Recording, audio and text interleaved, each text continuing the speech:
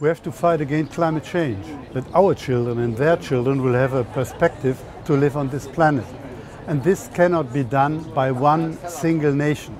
That must be a European issue, 2025.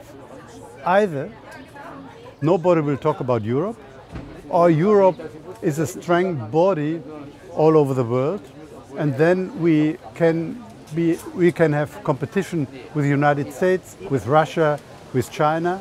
But if we are separated, there is an English word, either we hang together or we hang separately. Since the Lisbon Treaty, in all the modes of decisions, we have a co-decision in the European Parliament. And it is important, for example, for the issue for passenger rights. That is a European law, because we are going over the border. And for example, that in all the trains, if there is a delay by 2 hours, you will get 50% back. That was done by us, by the European Parliament.